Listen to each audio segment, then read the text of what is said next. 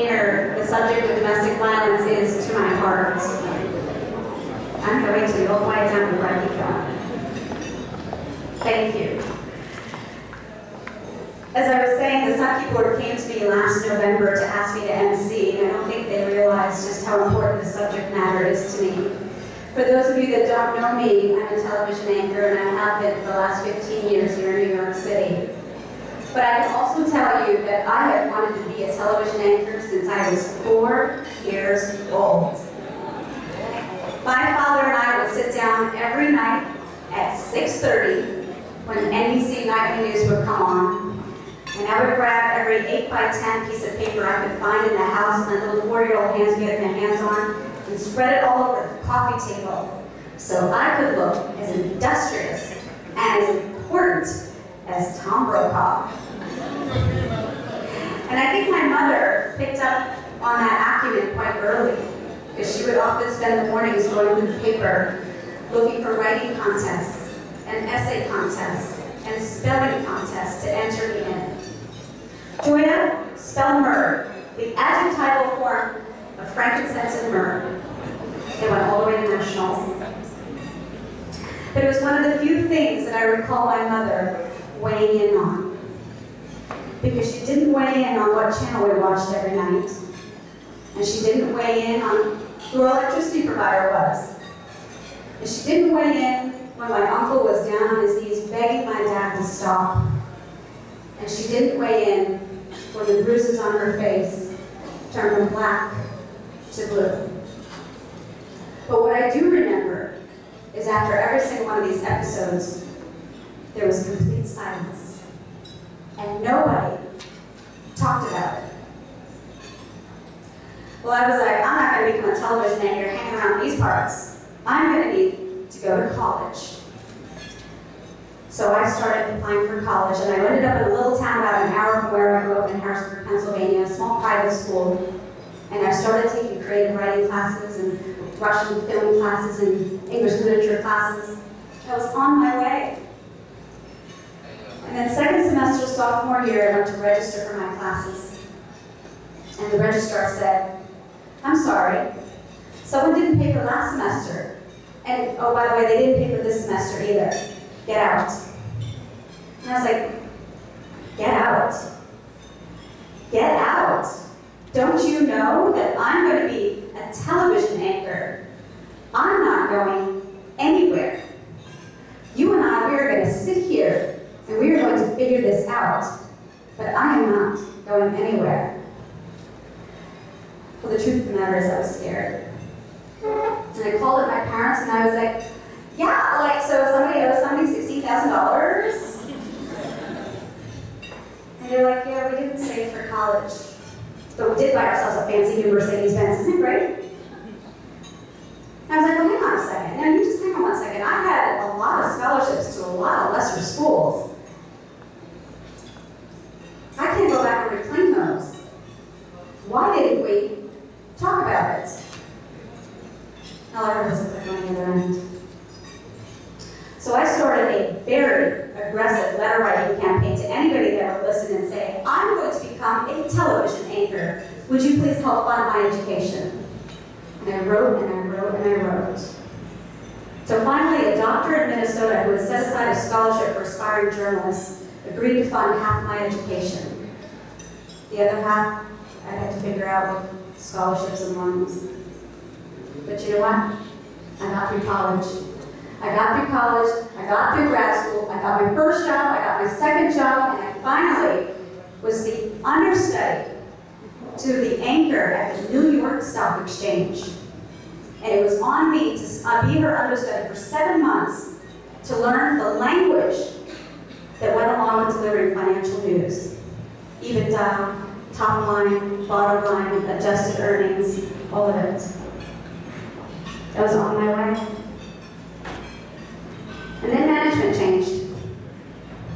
And they brought me into the office and they said, you know what, I'm not so sure I know about your prospects of being on air, but here's your raise, and thank you very much. I don't want to talk about it. I was crestfallen. I went back to my little post, And there was a director who every day I had to get up in front of the camera at the end of the day and I had to practice a tape report. And he'd say to me, Joya, are you going to do a tape report today? I was like, no, JB, it's not happening for me. I'm tired. He's like, Joya, you get up there and you do a tape report. You get up there and you do a tape report. So every day I did a tape report, I did another one, and I did another one, and finally I had enough pieces put together. I went to an editor in Brooklyn, and we put that reel together, and it got me my first network job. I was finally on the Jumbotron in Times Square every day, just like Tom Brokaw.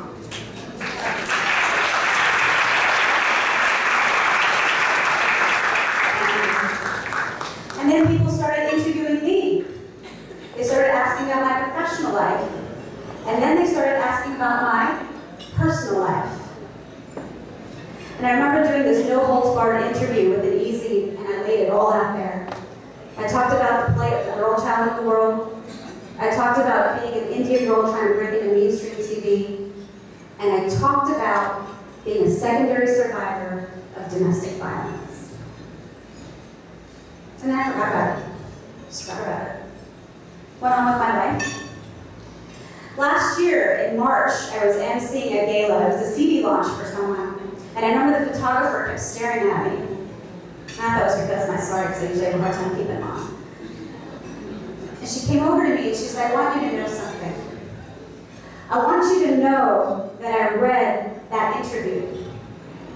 I read that interview and it gave me the courage to leave my husband. He used to beat me and I had 2 kids.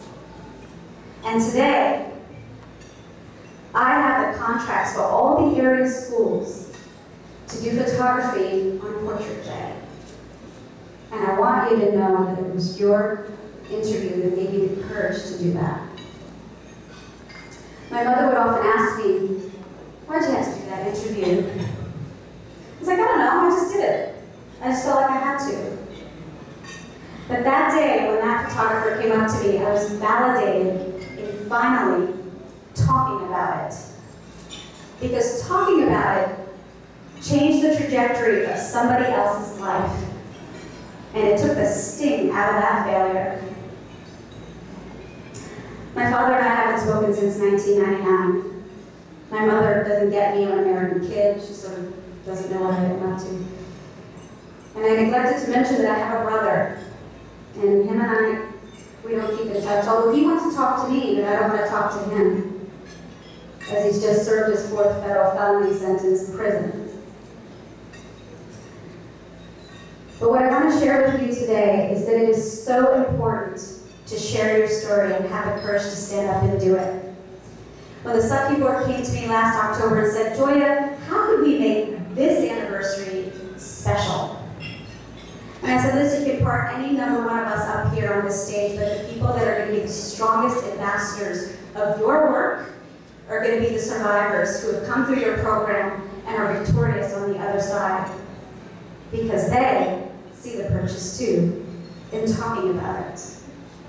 For the first time, we're going to present to you Nazma's story, who's sitting at table 23. I hope you enjoy.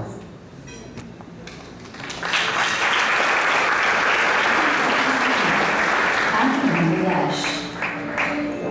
I came to this country in 2003 after an arranged marriage to my husband.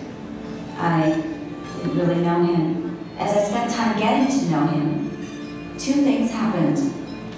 I became pregnant, and I learned that he was a chronic drinker. I pleaded with him to stop, and he promised, I'll stop when the baby comes. Well, the baby came and it didn't stop. In fact, the drinking escalated, and so did his temper. My son was growing up, and I wanted more than anything in the world for him to go to school.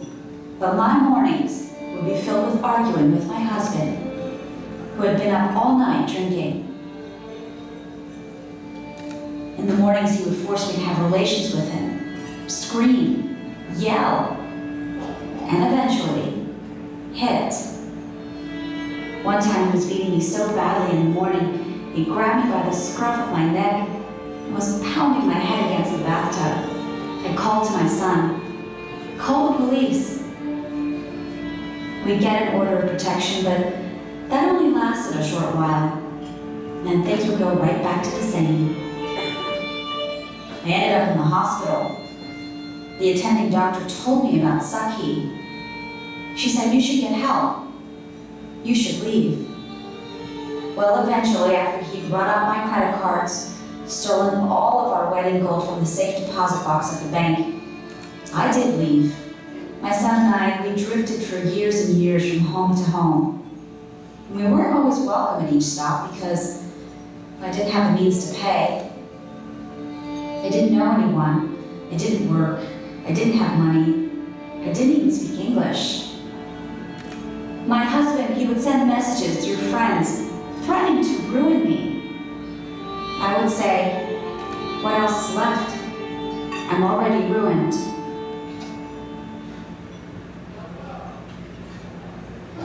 I finally ended up in a home in Queens, where the landlord arranged for me to train at the local Dunkin' Donuts for work. And then I connected with the women at Sakhi. I got dollars from the Sakhi fund to buy groceries and a coat for my son. I entered into group counseling and went every week. They helped me with reading court notices since I didn't really read English. They helped me attend several workshops and informational sessions, including how to get a job at McDonald's. And they accompanied me to every single one of my court hearings. If I were to advise someone today who was in a similar situation as me, I would tell them, first, you need to get space to get your scruples about you. And Sakhi can provide you with that safe space. We as women have to stand up together and collectively ask for help.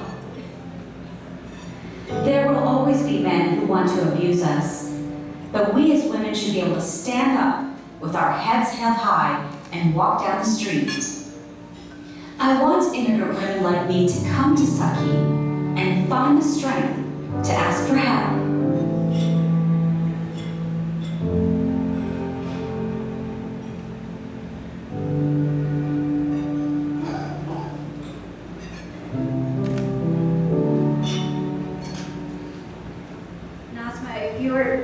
Nazma, if you're here in the audience, I would love for you to stand up because that was very brave of you to share your story.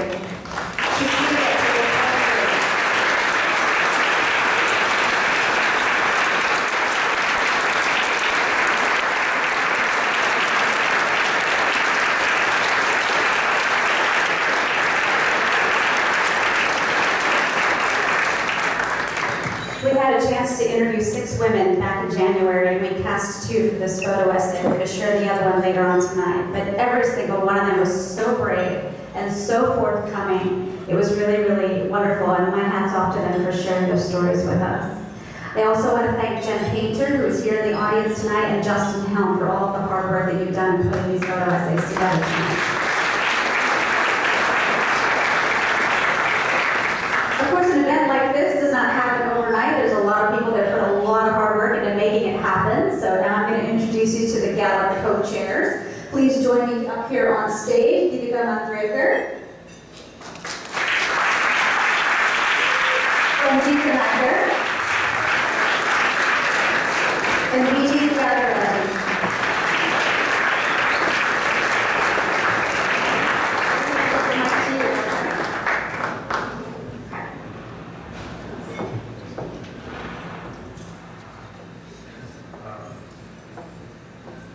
Thank you, Joya.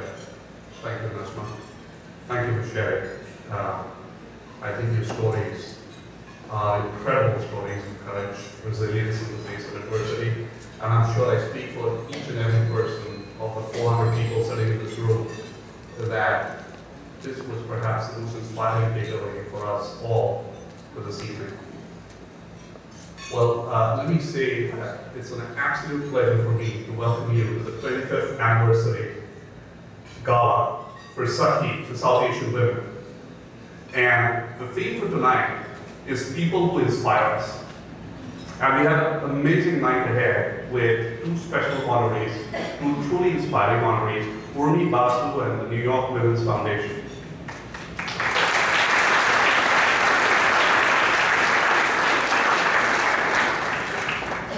The celebration tonight is for the founders, for their 25 years of commitment, for the organizers, the donors, the scores of volunteers who've supported this organization for the last 25 years, but most importantly, for all those women survivors who've been part of that Sakhi process for the last 25 years. And I want you to again clap for all of them for the last 25 years.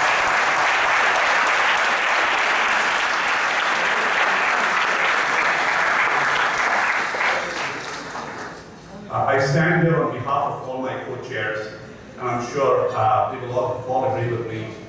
We are truly honored and privileged to be part of Sakhi. It has had a transformative experience of helping survivors of violence against women, help them achieve safety, self-sufficiency for themselves and their families.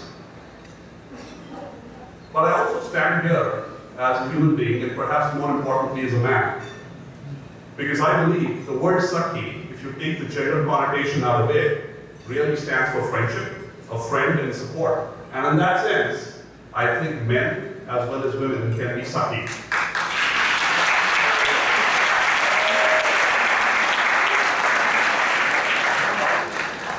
And I just wanted to share with you briefly a little lecture I attended, I saw actually, by Jackson Katz. I don't know if any of you know this. But he wrote the book, The Macho Paradox, and it talks about violence against women and how men can play a role. He starts with a little story about a class discussion we had on domestic violence. And the story goes a little bit like this. The class discussion evolved like this. It started with John beat Mary. And after some time, the class started talking about how did Mary feel? What could we do to help her? And very quickly, the discussion became, Mary was beaten by John. John was a little bit on the side, and Mary became the center of focus. After a few minutes, John was dropped from the conversation, and it became Mary was beaten. By the time the conversation ended, Mary was put in a label, a box with a label, and she was called the battered woman. And then the rest of the conversation was about what could Mary have done to prevent this? How could we help Mary? And these were all good questions for most part. But the question was, what about John? And why did John beat Mary? And that's the question. That's the answer to that question is based in many of the practices, the behaviors that we as a society permit on a day-to-day basis, which allow microaggression against women. And these microaggressions eventually snowball into larger stories and worse stories that you just heard. And I think it doesn't require Bollywood-style acts of heroism from men. You don't need big acts of courage. It's small acts of courage that can make a difference, and that's what Jackson Katz was talking about. So all I want to say is, I, as a man, am proud to stand here in front of you. And I believe in Sakhi not just because I have a daughter, but because I have a son.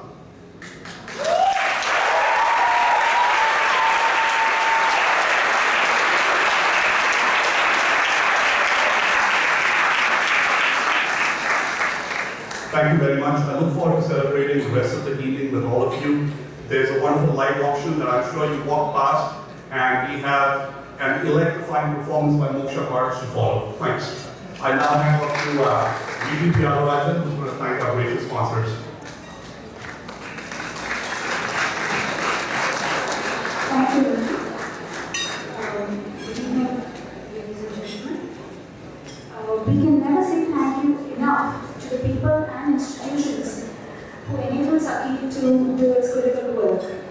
I would like to take this opportunity to thank all our supporters for their commitment to Sakhi, our amazing benefit committee, our individual donors and community supporters, our Gala sponsors, our inspirational sponsor, the New York Women's Foundation, our anniversary sponsor, Abigail Disney and Pierre Hauser, our legacy sponsor, the BRV Sharma Family Foundation, our landmark sponsor, Santushi Kurupu and Monroe Judy, our visionary sponsors, Chandni and Mukesh Prasad, and Ramya and Krishnamurti Narayanan, Our luminary sponsors, Davis and Gilbert and Manisha Mehrotra. Our champion sponsors, Avon Products, Chandra Sampara, Deborah Hazel. Goldman Sachs gives through A.V. Vatsal, Lakshmi Rao Shankar and Shams Ravi Shankar, Menas Ispahani Bartos and Adam Bartos, Margaret Abraham and Pradeep Singh, Nandini and Adil Latani, Subhadra and Panchanandishwari. We would also like to recognize and thank all our gift bag sponsors, including Amrita Singh Jewelry, Sufi Wines, Crown Publishers, Avon, and Peter Thomas Roth. A special thanks to Susie Barat for creating this beautiful anniversary image and artwork, and a very special thanks to Lewis Miller Designs Iqbal Hater and Lewis Miller for the beautiful decor. Can we have a round of applause, please, for all?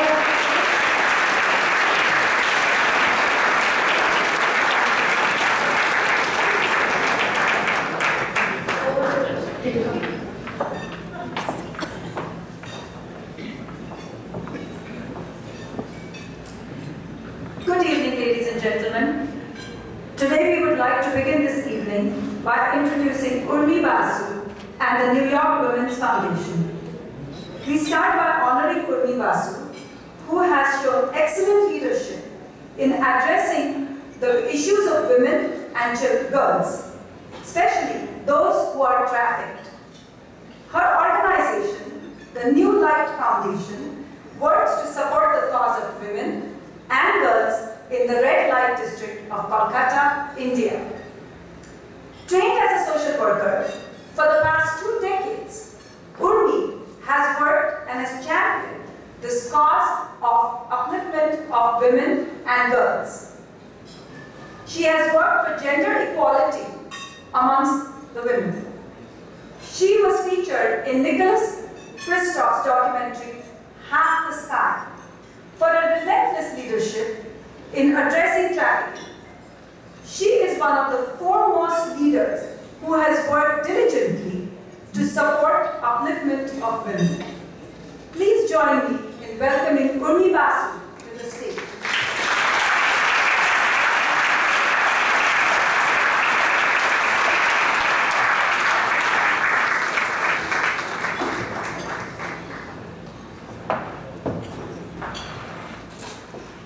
Namaskar.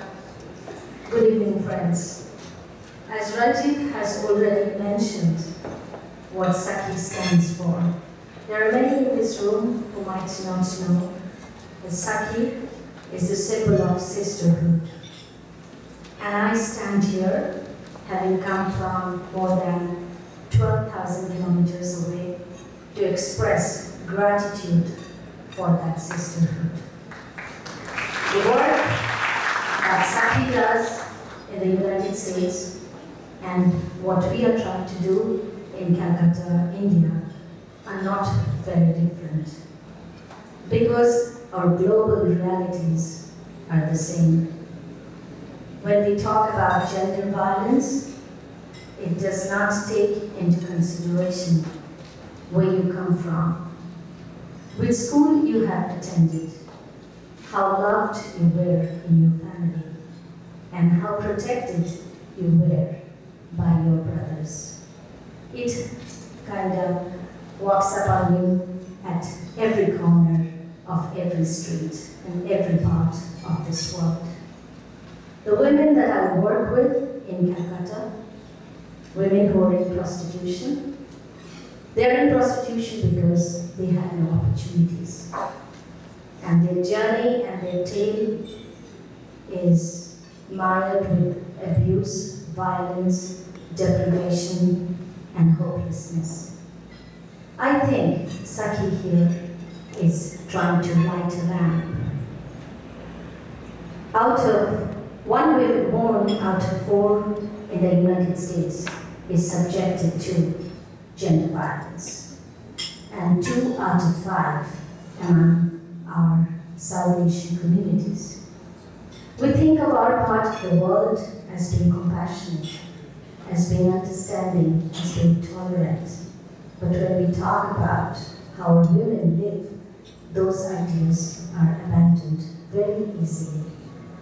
This today's world, suddenly, New Delhi emerges as the rape capital of the world. Is that how we want to view our nation? All of you, those who have left the shores of your beloved country, are representatives of that country. And when you go overseas to any other part of the world, that is not the identity any of us want to have. It's time to raise a collective voice that gender violence is something that the South Asian community will not tolerate. We all are This is what I live, this is what I breathe, this is what I work on every single day. And in India, women are not really taken very seriously. It's a minor miracle that I have been allowed to do this work for the last 15 years without having anybody walk up with me with a knife or a gun or an acid bulb. There are innumerable women in Bangladesh and in Nepal who are trafficked every single day. 22 girls are kidnapped in just one state every day. The world has woken up to what has happened in Boko Haram. I'm talking about the 200 girls. But we look around and there are thousands of girls lost every single day. Women in our cultures are taught that when you leave your paternal home and you make up a family of your own, you just have to stay quiet and bear. That idea has to be changed. And I'm absolutely enthralled and delighted to see this evening that we are no longer preaching to the choir, because this room is perhaps filled with 60% men. So we have changed our focus, and we are engaging people in a conversation, in a dialogue that our children, our boys are going to take forward.